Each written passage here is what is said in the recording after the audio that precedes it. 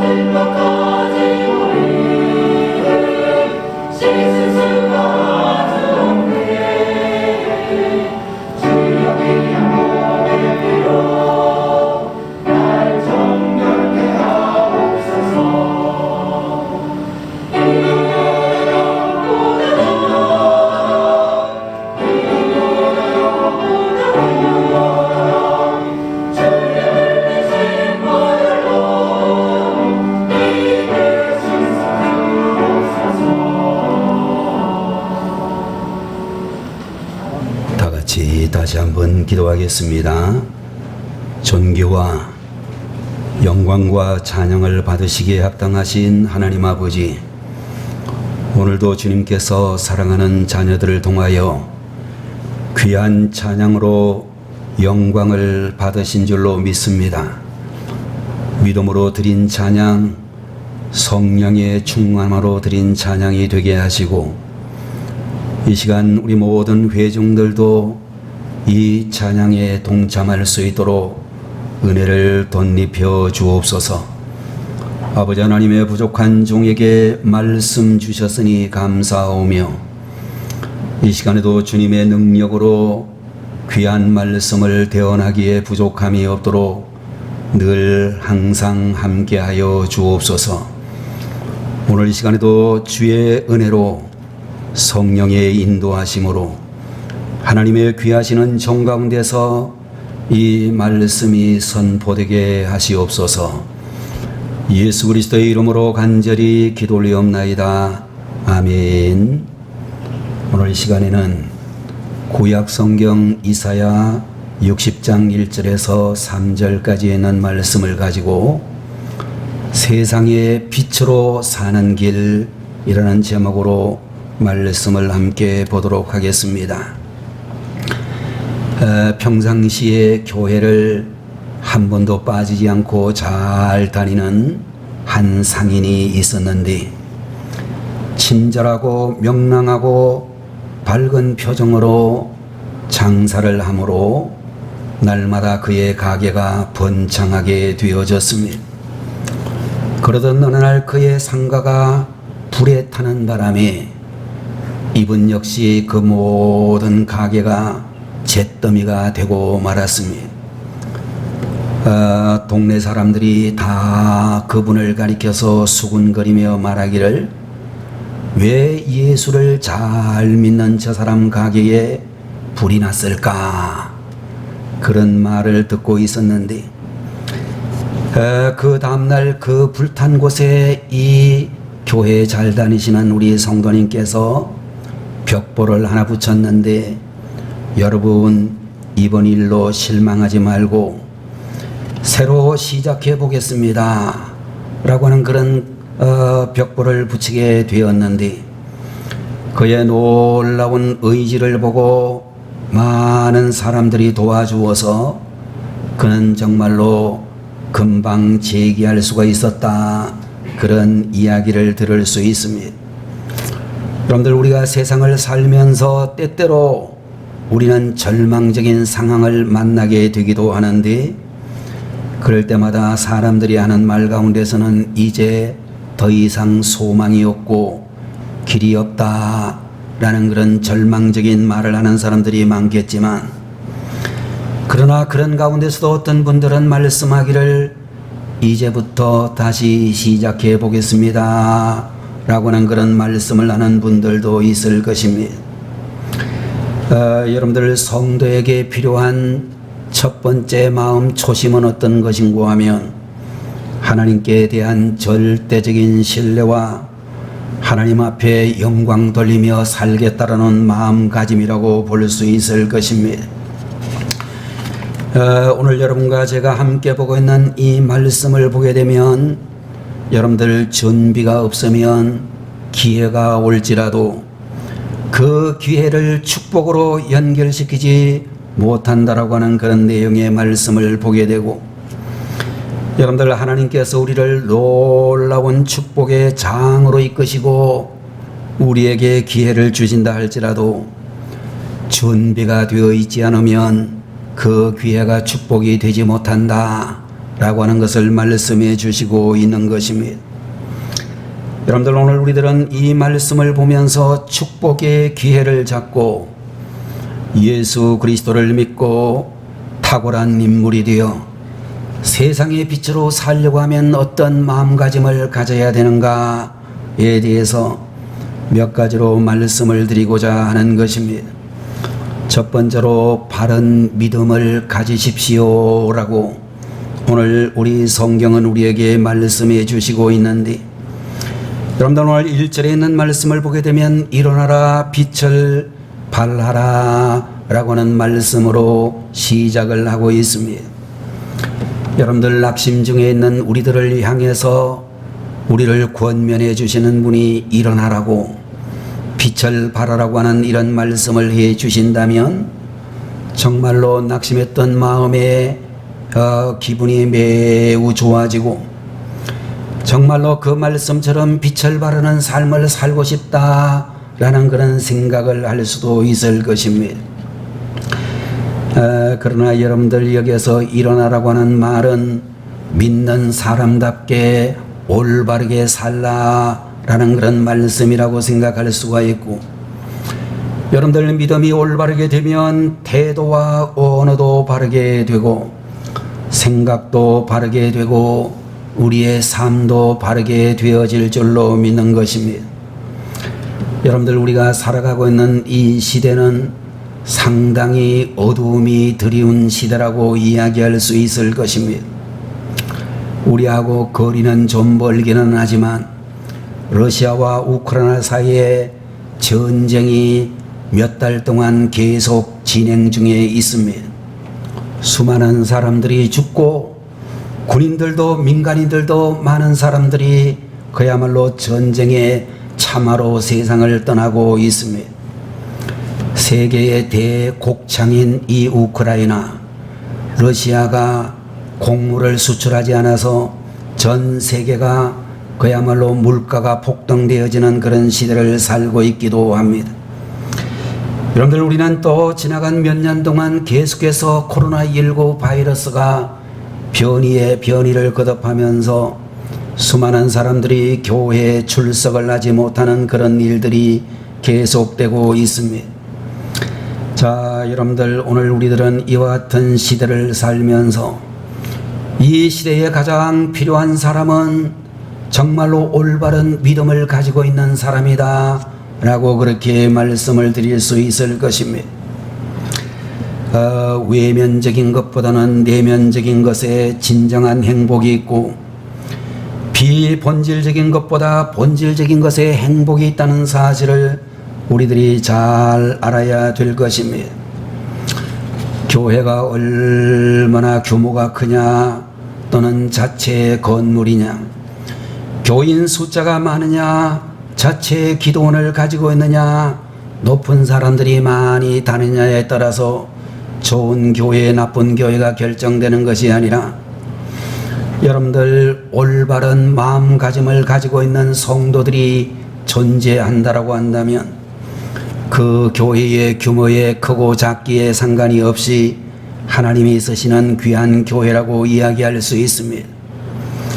어떤 가정에 한 남편이 큰 소리로 하나님 앞에 기도하기를 하나님 채워주소서, 하나님 채워주소서라고 간절히 기도하고 있는데, 옆에서 부인이 말하기를 하나님 가져가소서, 하나님 가져가소서라고 그렇게 기도를 했습니다.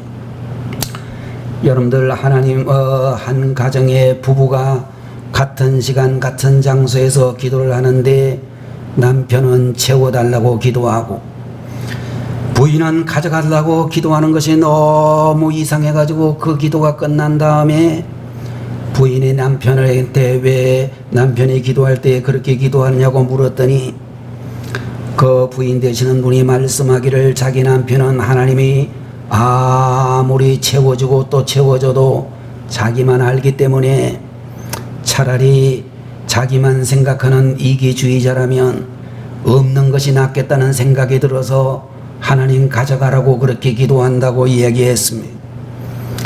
자, 여러분들, 우리가 기도할 때에 제일 중요한 것부터 기도를 해야 되는데, 우리가 첫 번째 기도의 제1순위라고 하는 것은 하나님의 뜻을 알기 위한 것이며, 기도의 두 번째 순위는 하나님의 뜻에 더 잘 순종하게 해달라고 기도해야 될 것입니다. 여러분들, 우리가 일반적으로 많이 기도하고 있는 무엇을 달라라고 하는 이 기도는 우리 기도 중에서 3순위 정도에 해당하는 기도라고 이야기할 수 있을 것입니다.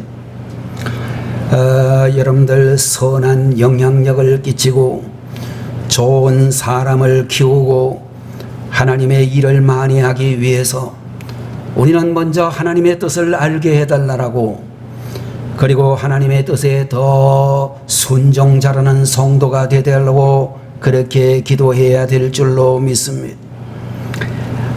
일전에 한 여성분이 라디오 방송에 나와서 말씀하기를 그는 부모로부터 한 번도 파괴적인 언어를 들어본 적이 없다라고 이야기했습니다. 그래서 자기도 이제 결혼을 해서 출근하는 남편에게 마음이 상해가지고 출근하지 않도록 최선을 다하고 있습니다 라는 그런 이야기를 했습니다.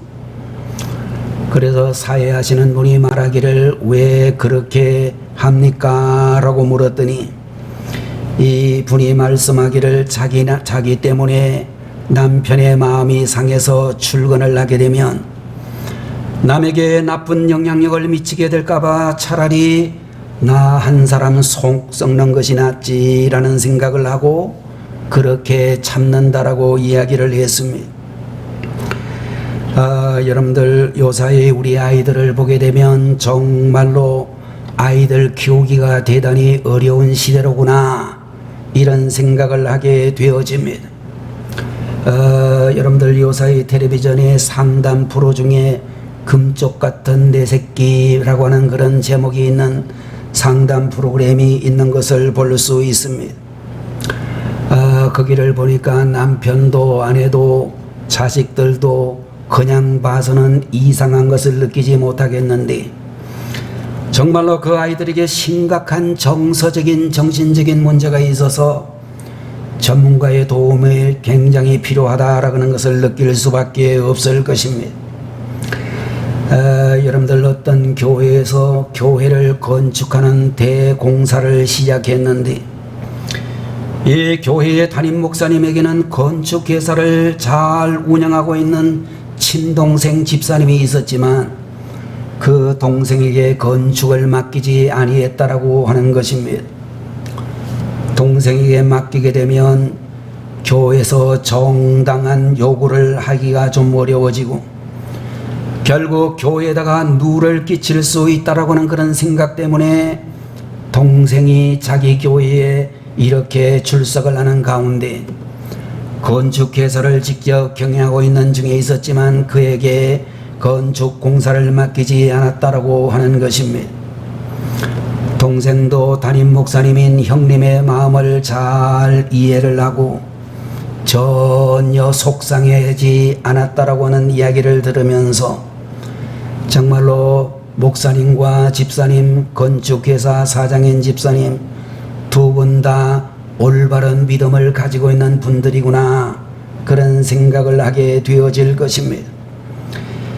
여러분들, 우리 하나님께서는 원칙에 충실하고 정직하며 순전하고 정직한 사람에게 은혜를 주시는 하나님이시라고 성경은 말씀해 주시고 있는 것입니다. 그리스의 유명한 철학자 소크라테스는 너 자신을 알라라고 하는 말로 위대한 철학자가 되었다라고 하지만, 여러분들 성경 속에 나타나고 있는 우리 하나님께서는 네가 누구의 소유인지를 알라라고 우리에게 말씀하고 계시는 것입니다. 여러분들, 우리 이 자리에서 예배를 드리고 있는 여러분과 저는 이 지구상에 있는 모든 교회들과 성도들은 하나님의 소유가 되는 자녀들이며 왕같은 제사장과 같은 신분을 가진 이들이라고 말씀해 주시고 있는 것입니다. 여러분들, 두 번째로 세상을 빛으로 살아가는 방법은 밝게 살아가야 한다라고 성경은 말씀해 주시고 있습니다. 여러분들, 오늘 60장에 보면 1절에서 일어나라 빛을 발하라 라고 하는 이 말씀이 나오고 있는데, 여러분들, 빛을 발하라고 하는 이 말은 밝게 살아라 라고 하는 그런 뜻을 가지고 있는 줄로 믿습니다. 여러분들, 이 세상에서 우리가 사람을 만나게 될 때에 남자든지 여자든지 어린이든지 청년이든지 누구를 만나든지 간에 가장 좋은 그런 인상은 밝은 얼굴을 가진 분들이라고 이야기할 수 있을 것입니다. 언제나 우리가 만나게 될 때에 얼굴이 심각하고 세상의 모든 걱정과 근심을 다 가지고 있는 듯한 그런 사람은 우리가 만날 때마다 부담감을 느끼게 되어지고 다음부터는 저 사람 안 만났으면 좋겠다라는 그런 생각도 가질 수가 있을 것입니다. 여러분들, 중세시대의 유명한 르네상스 시대의 유명한 예술가 레오나르도 다빈치라고 하는 분이 최후의 만찬이라고 하는 유명한 명화를 그리다가 예수님 얼굴을 어떻게 그릴까 고민하게 되어졌습니다. 그러다가 성전 공사장에서 즐겁고 기쁘게 일하는 청년을 보고 그 밝은 얼굴을 모델로 예수님을 그리게 되었습니다. 예수님 그리고 난 다음에 제자들의 얼굴을 한 사람 한 사람에게 다 그려가고 있는데, 이제 마지막으로 고민이 생기기를 가룟 유다의 얼굴을 어떻게 그릴까라는 그런 고민을 하게 되어졌습니다. 그러던 어느 날 한 청년이 술에 취해가지고 옆 사람에게 화를 벌컥벌컥 내는데 그 모습이 영락없는 가련 유다의 모습같이 상상이 되어졌습니다. 그래서 그 사람을 모델로 해가지고 가련 유다를 그렸는데 나중에 보니까 그가 바로 예수님 모델을 했던 바로 그 청년이었다고 하는 사실입니다. 여러분들, 사람의 인상이라고 하는 것은 마음먹기에 따라 얼마든지 달라질 수 있다고 하는 것입니다. 밝은 미소와 열린 마음을 가질 수 있다면 그의 얼굴은 예수님 얼굴처럼도 보이고, 화를 내고 성질을 부리고 주정을 하게 되면 가련 유다의 얼굴로도 얼마든지 변형이 되어질 수 있다고 하는 것입니다. 여러분들, 세상에는 두 가지 종류의 사람들이 있을 수 있는데, 하나는 닫힌 마음을 가진 사람이고 또 하나는 열린 마음을 가진 사람이라고 말할 수 있을 것입니다. 여러분들, 닫힌 마음을 가지게 되면 고독과 교만으로 늘 절망감에 고민을 하게 되지만, 열린 마음을 가지게 되면 겸손하게 하나님 말씀을 경청하고 정당한 책망도 들을 줄 알기에 언제나 희망이 넘치는 그런 사람이 될 수 있다고 믿는 것입니다. 중국 춘추 전국 시대의 유명한 선생 공자가 어느 날 제자들과 함께 길을 가다가 길 옆에서 한 남자가 소변을 보고 있는 것을 보고 그를 불러 크게 호통을 쳤습니다. 그리고 난 다음에 또 길을 가고 있는데 이번에는 큰 대로에서 한 사람이 배변을 보고 있는 광경을 보게 되었습니다. 그때 제자들은 모두 마음으로 생각하기를 공자 선생이 그에게 불벼락을 내릴지 않을까 그렇게 생각을 했는데, 공자는 아무 말도 하지 않고 본척만 척하고 그냥 지나쳐 버렸습니다. 제자들이 너무나 이상해서 선생님, 저 사람은 더 잘못했는데 왜 그냥 지나치십니까? 라고 이야기를 했더니 공자가 말하기를 저 인간은 야단쳐도 들을 인간이 아닐세, 그러면서 그냥 지나갔다라고 하는 것입니다. 여러분들, 우리가 때때로 우리의 제자들이나 우리보다 또 후배에 해당하는 그런 사람들을 책망해야 될 그런 시간이 있을 때에 책망도 아무나 하는 것이 아니라 들을 만한 사람에게 책망을 하게 되어질 것입니다. 그러므로 우리 성도님들, 때때로 우리의 동역자들에게, 때때로는 부부간에, 또 때로는 담임 목사님이나 또 집사님들이나 권사님들에게 책망을 들으면 그 책망 듣고 기분 나빠하지 말고 감사할 수 있는 성도님들이 되셔야 되는 것입니다. 정당한 책망을 듣고 감사하며 교정할 수 있다면 장래가 있고 희망이 있는 성도가 분명하다라고 하는 것입니다. 세 번째로, 세상의 빛으로 살아가는 방법은 사랑을 실천하는 것이라고 성경은 우리에게 말씀을 해 주시고 있는 것입니다. 자, 여러분들, 우리가 잘 알고 있는 예루살렘 초대교회를 보게 되면 여러분들이 잘 아시는 대로 예루살렘 초대교회 교인들이 몇 명인지 성경에 정확하게 나와 있지는 않지만 그들은 정말로 날마다 자기의 전 재산을 팔아가지고 교회에다가 드리고, 또 교회의 사도들과 그리고 7 집사님들은 그 받은 것을 가지고 가난한 사람들을 구제하는 사랑이 충만한 교회였음을 우리에게 말씀해 주시고 있습니다.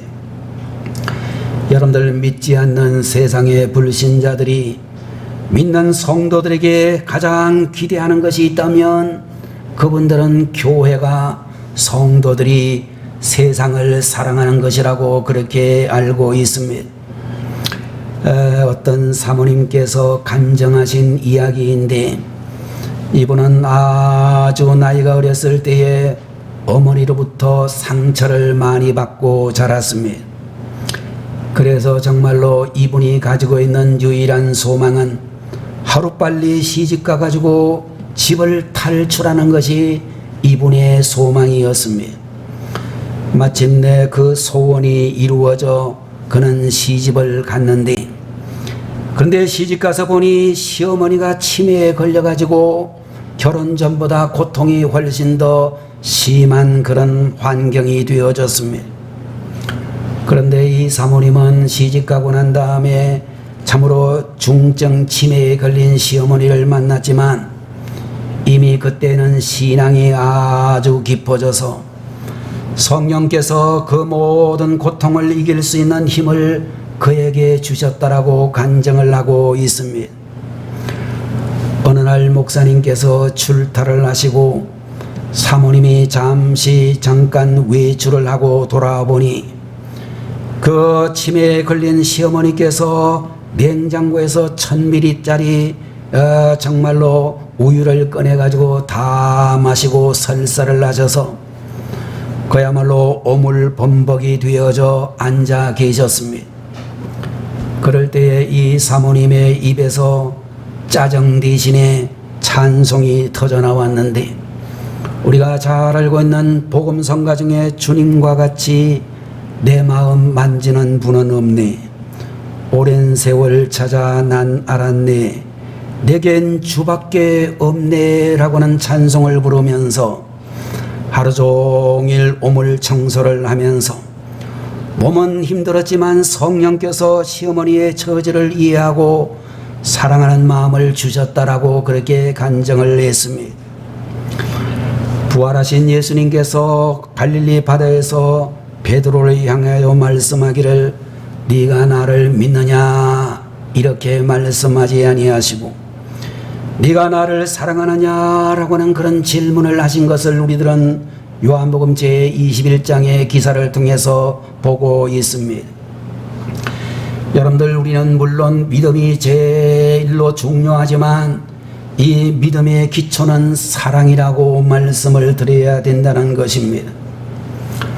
그런데 여러분들, 요사이 우리 젊은이들을 보면, 어린아이들을 보면, 이 세태를 보게 되면 사랑한다는 말을 너무 쉽게 가볍게 하고 사랑한다는 이름을 빌려서 잘못된 행동을 하는 사람들도 많이 있다는 것을 우리들은 들을 수 있습니다. 여러분들, 잘못된 사랑이 특별히 많은 분야가 자식 사랑이다, 그렇게 이야기할 수가 있을 것입니다. 여러분들, 요사이 우리 젊은 부모들을 보게 되면 자식 사랑이 너무 지나쳐서 자녀가 반드시 겪어야 될 정당한 고난까지 면제하려고 하는 그런 경향을 보이고 있습니다. 그래서 부정한 방법으로 스펙을 쌓아 부정 입학까지도 시도하는 그런 부모들을 볼 수가 있는데, 그것은 올바른 사랑이라고 말할 수가 없는 것입니다. 제가 요사이 동행이라고 하는 텔레비전에 나오는 정말로 어려운 집안의 아이들 이야기가 나오는 프로그램을 가끔씩 보는데요. 얼마 전에 보니까 어린아기가 초등학교 6학년이 되는 아이가 나왔더라고요. 그래서 그 이야기가 어떤 이야기냐 하면 정말로 그 아이가 자기 집안에 정말로 몸이 연약한 어머니를 도와가지고 잘 그렇게 정말로 돕는 그런 이야기들이 쭉 나오고 있었습니다. 아버지도 어머니도 너무 몸이 안 좋아가지고 가정의 경제가 말씀이 아닌데, 그 아버지가 일주일 내내 일을 해가지고 정말로 돈을 벌려고 하는데도 이분이 정말로 몸이 이렇게 연약하고 연세가 많다가 보니까 일할 수 있는 직장이 없어서 고생을 많이 하는 것을 보았습니다. 아버지가 해야 될 일을 초등학교 6학년 아이가 다 하고, 어머니가 해야 될 일도 이 초등학교 6학년 아이가 다 하면서도 이 아이가 하는 말이 아버지 어머니를 사랑한다고 그렇게 이야기하는 것을 들을 수 있었습니다. 제가 어렸을 때 생각을 해보게 되면 제 여동생은 초등학교 3학년 때에 제가 보니까 아버지 어머니 밖에 들에 나가지고 일을 하니까 집에서 밥을 지어 가지고 머리에다가 이렇게 짊어지어 이고 그렇게 정말로 간식을 해 가지고 오는 그런 일들이 많이 있었던 것을 기억을 합니다. 자, 오늘 이 자리에 계시는 여러분들, 우리들은 자녀에 대해서 과도한 그런 사랑이 오히려 자녀의 정신을 약하게 만들고 세상에 대해서 이 자녀들이 더욱더 대처하지 못하는 연약한 사람을 만들지는 않는가 생각을 해 보아야 될 것입니다. 개를 사랑하는 주인이 있었는데 우유가 좋다는 말을 듣고 개의 머리를 붙들고 우유를 먹였습니다. 개가 싫다고 고개를 흔들어도 주인은 안타까운 마음을 가지고 개의 머리를 더 꼭 붙잡고 우유를 먹였습니다. 그러다가 우유컵이 땅에 떨어져 우유가 사방에 흩어지게 되었는데 조금 있다가 보니까 개가 땅에 흩어진 우유를 핥아먹고 있었습니다. 개가 싫어했던 것은 우유가 아니라 우유를 먹이는 방법에 거부감을 느끼고 있었다는 것입니다. 여러분들, 우리가 자녀를 사랑할 때 또는 성도들을 사랑할 때 우리가 정말로 이웃을 사랑할 때도 사랑하는 방법이 잘못되면 그 사랑이 제대로 전달되지 못할 수 있다라고 하는 것입니다. 바르고 현명한 사랑법을 가지고 사랑을 실천하며 우리가 살아가고 있는 모든 가정이나 직장이나 일터를 밝게 만드는 그런 성도들이 되어지게 될 때에 세상은 달라지게 되어질 줄로 믿는 것입니다. 여러분들, 우리가 특별히 세상의 빛이 되고 예수를 믿고 탁월한 하나님의 일꾼이 되려고 하면 바로 하나님을 사랑하는 것이다, 그렇게 말씀을 드릴 수 있을 것입니다. 그 사랑이 있어야 꿈과 비전을 향해서 나가는 추진력도 없고 인생 최악의 날을 최고의 날로 변화시킬 수가 있을 것입니다. 여러분들, 우리가 창세기 제11장 마지막 부분을 보게 되면 어느 날 아브라함의 든든한 격려자였던 그의 아버지 데라가 세상을 떠났다 라고 하는 이야기가 창세기 11장 32절에 보면 나오고 있습니다. 아마도 그때의 아브라함은 그의 인생의 삶이 뿌리채 흔들리는 인생 최악의 날을 경험했을 것입니다.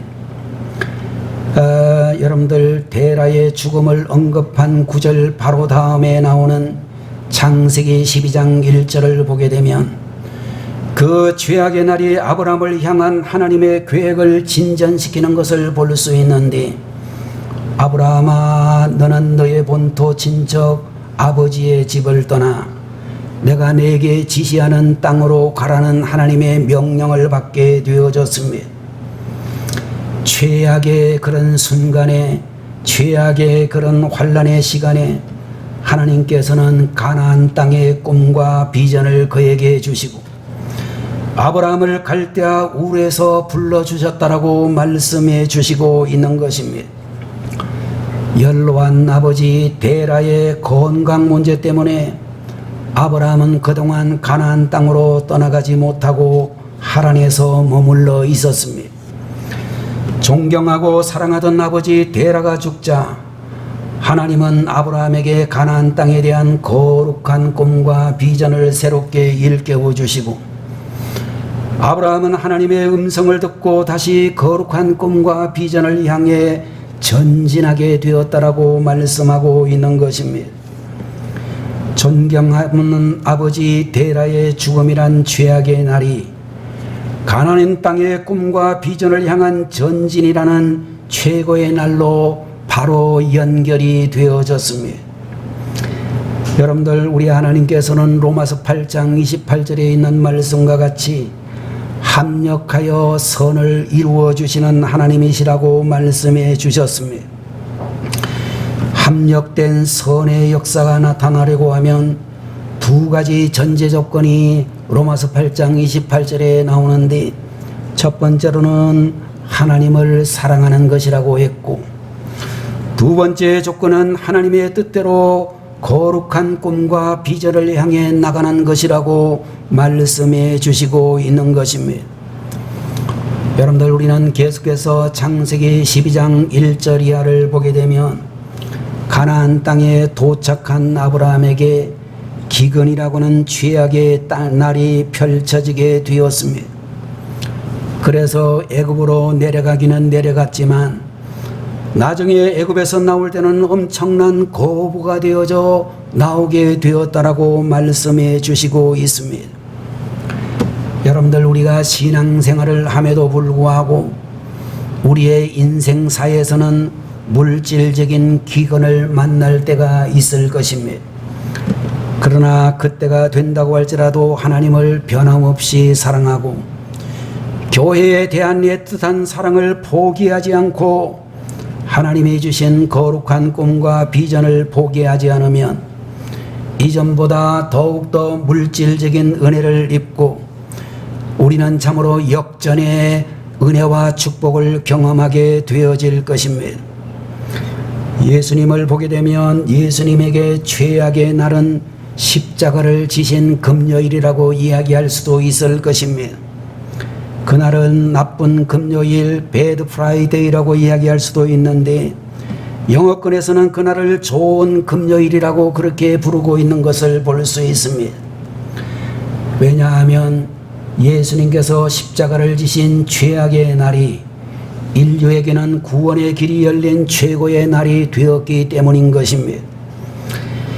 여러분들, 이제 우리가 세상을 살면서 죄악의 그런 때를 만난다 할지라도 죽으면 죽으리라 라고 하는 각오를 가지고 변함없이 하나님을 사랑하고 변함없이 교회를 사랑하고 변함없이 성도를 사랑하고 하나님께 감사하고 꿈과 비전을 향하여 기도하고 나가는 성도들이 되셔야 되겠습니다.